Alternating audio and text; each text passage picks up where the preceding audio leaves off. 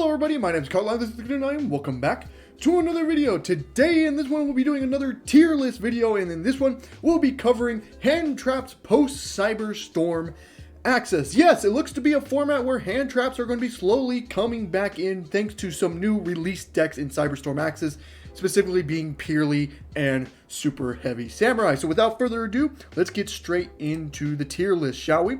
So we're going to start off with the Ghost Sisters here. We're going to start off with Ash Blossom in Joyous Spring. So obviously, Ash, I think, is a very good hand trap. Again, it hits basically every deck in the format right now. But I would not say it's the very best hand trap in this format. Yes, Ash can hit everything in this format, but does it stop players' turn? It does not anymore. Something like Branded, you would think, oh, you hit the Ash on Branded Fusion, all of a sudden they have to stop their turn. Now with the new Cyberstorm stuff, with Guiding Quem and stuff like that, they can actually play through an Ash. So honestly, you would need to draw another hand trap on top of Ash Blossom. So maybe it's even in the decent. Nah, just because it's good because it's always going to hit something no matter what deck you're versing against. But, you know, is it going to be the best hand trap in the format? I would say not. But it's still something you would probably want to main deck if you have the slots for Ash Blossom there. So yeah, first hand trap there. Now we're going to start off with Ghost Bell here. I'm going to put this in the decent category. So this can hit the Brandon matchup. It can hit the Math Mech matchup if you really want to as well. Does it hit Purely? Does it actually? I don't think it does, right? Something like the Super Heavy Samurais, it hits the Link 1, but besides that, you don't, I mean, they still get to do their combo. So I think Ghost Bell might be like a decent side deck option, but is it going to be, you know, main deck worthy? I don't think so. Side deck, depending on what you're versing against, absolutely. But I'm just going to put it in decent for now. I don't think it's going to be in the good tier just yet, but still a hand trap to very much consider here. A Ghost Mourner in Moonlit Chill. This isn't, it's a decent hand trap. It's a very decent hand trap. Again, it's just Effect Veiler on special summon. It does its effect, and it has, you know, burn the life points if that opponent monster leaves the field. But is it going to be in the good category? I don't think so, because you have to wait for them to special summon the monster. Now, obviously, that's not that bad of a restriction, but still, you know, you can do it during either player's turn as long as they special summon that monster. But we're going to keep it in the decent category for now. Again, still a very good hand trap. I just wouldn't put it in the same tier as something like Ash Blossom is. Ghost Ogre and Snow Rabbit. We're going to put this in the good tier. Again, this does hit a lot now. Purely and Super Heavy Samurai both get hit by the Ghost Org if you Ghost Org the Wakashi, or you Ghost Org something like either the Purely Continuous spell or one of their monsters to prevent them from going to the XYZ summons. You know, it's a very good hand trap in that case, so I am going to put it in good tier. Something like Branded doesn't really hurt them that much. They can absolutely play through a Ghost Org, but in that case, we'd probably side deck it and put other targeted hand traps, something like Ghost Bell or something like that. But is it good to main deck? I very much think it is, especially against, I don't know, I think this is just a very, very, very good hand trap to be playing in this format. Maybe you want to side deck it depending on the matchup, but I think it's a very decent hand trap.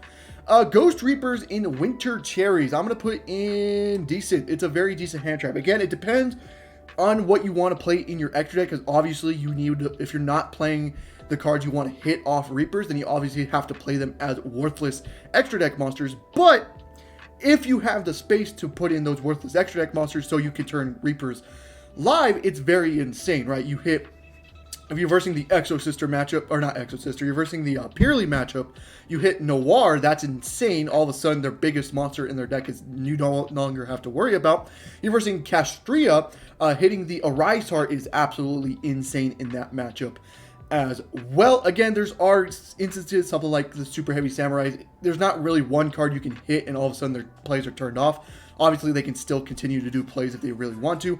And something like Branded, there's really no good branded target off this as well. So, unfortunately, it stays in decent. But if you want to hit the Purely or the Castria matchup, this is a very good way to do so. Artifact Lancia. This is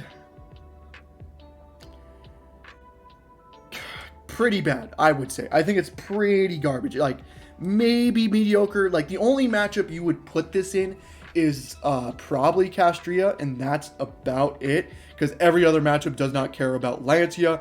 So we're just going to put in the garbage tier. I don't think Lancia is that great, so we're going to keep it there. Again, it depends on the format. Lancia obviously is a good card this format. We're just not banishing a lot. It does hit the Brandon matchup, technically. We'll put it into the mediocre category. Again, it's not great.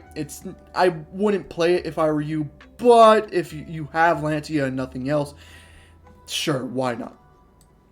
Chaos Hunter, we're going to put this in garbage. What the fuck? So it prevents, so it's basically like Lancia, but you have to wait for your opponent to special first, and then you have to discard a card. Now, the problem with something like Hunter is it can get hit by one of the book cards. So Book of Eclipse, Book of Moon, one of those cards. This gets special. They have a book card. They'll just book the Chaos Hunter and continue their plays anyways.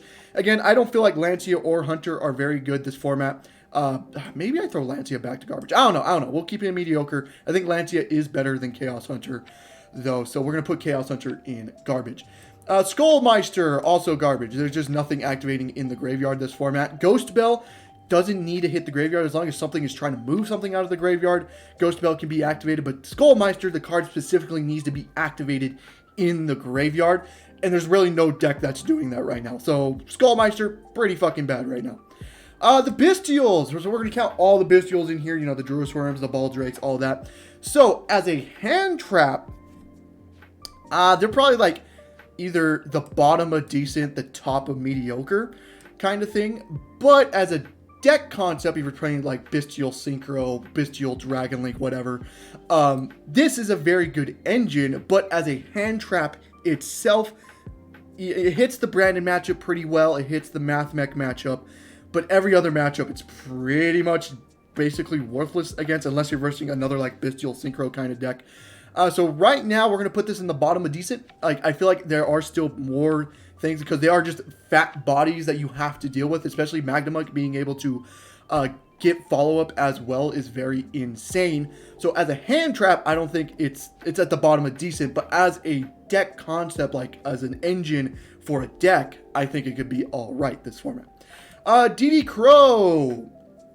I'm going to put this in decent as well. We'll put it above the Bestial matchup because DD Crow can hit the purely stuff. So if they activate, I think it's Lily that does it. Lily targets a quick play spell in graveyard. You can DD Crow the quick play spell, and then all of a sudden they can't make the XYZ. I believe that's how that interaction worked. Let me know if I am wrong. But just DD Crowing, being able to hit any card in the graveyard, does be able to hit the spells and traps out of the purely stuff. And it still comes up against something like the Bestials would come up. So Mathmech and Branded, it can still do that as well. So I think it's an alright, decent hand trap. It's going to be above the Bestials, but I think it's below the Ghost Sisters here. So yeah, Dimensional Shifter is obviously a good hand trap. The problem with Dimensional Shifter is there's not that many decks that can play it. The only deck that can really play it is Castria, and they're most likely going to be side decking it. Maybe they'll main deck it now that, you know, Super Heavies and Purelies are into the format. But besides that, maybe Flunder is another call as well for D-Shifter. But besides those two decks, there's really no other deck that can play Shifter. So even though Shifter is a good card, it's just not that many decks can take advantage of Shifter. So we're going to put it in the good category. Retaliating Sea here. So if you don't know what Retaliating Sea does, if your opponent activates a spell that includes the effect to special summon, you special summon Retaliating Sea, and then it becomes macro while it's on the field.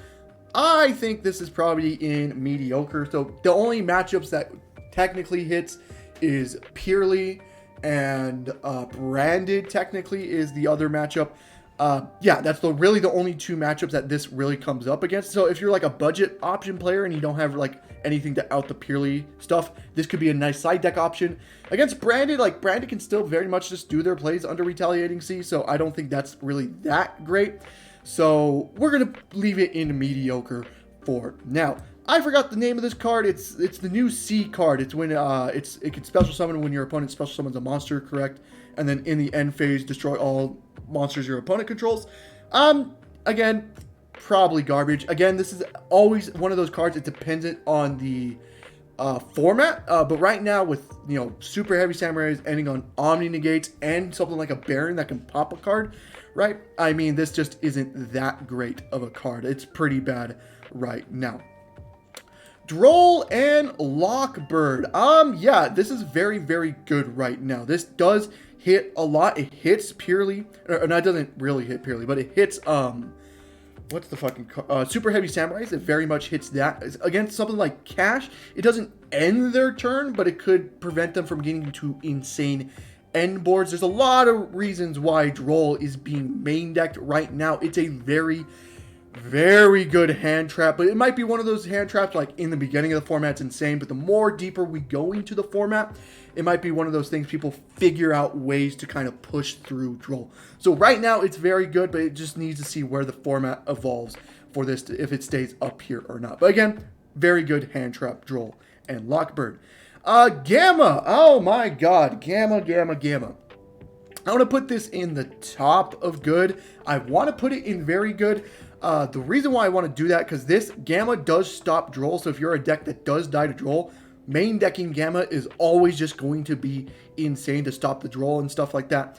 But the problem with Gamma is it could sometimes be bricky. You know, drawing the driver always does suck. You know, if you draw Gamma as your 6th card going second, it kind of does suck as well. But I think it's still a decent hand trap. It's a negate and a destruction of a monster effect. So it's a very good hand trap in this format. Yeah, we'll put it in very good. Yeah, it's fine at very good. Infinite Impermanence, also a very good hand trap, I think. I think we're going to put it in this category. Imperm. Doesn't play into triple tack talents is one of the things that I really do like about this card, because triple tack I feel like will be seen a lot of play next format, just like it was this previous format. And it's just a negate as well. And if you draw going first, you can set it, and that's an interaction during your opponent's turn as well. I think Imperm is always just a nice hand trap to have in this format. Again, would it be better than Gamma or Droll? Probably not, but I think Imperm is still a very good hand trap to be playing in this format. Nibiru, the Primal Being. We'll put it in good. Again, against the super heavy samurai stuff, Nib does come up a lot in that. Against just any sort of combo deck, it just comes up a lot. You know, Purely can play into Nibiru if they really want to. Now, if they're a smart pilot, they probably won't. But if you play a deck that does play into Nibiru, then Nibiru will just fucking end their turn. It's absolutely an insane hand trap. We'll put it at the bottom of good, actually. Again, it's something that you do have to worry about in this format, but is it better than a couple other hand traps? Probably not. And then last but not least, Effect Veiler. We're also going to put this in good, just targeted removal. Very, very good. Again, just send it to the graveyard, negate a monster effect on field. Very, very good hand trap. Basically, Imperm as a monster effect, but Imperm is better because you can, it doesn't play into talents, and you can set it on your turn as well. It can be used on your turn as well, unlike Effect Veiler. So yeah, I think that is going to be my tier list there. Let me know if I got anything wrong in the comments down below, and I hope to see you guys in the next one. Goodbye.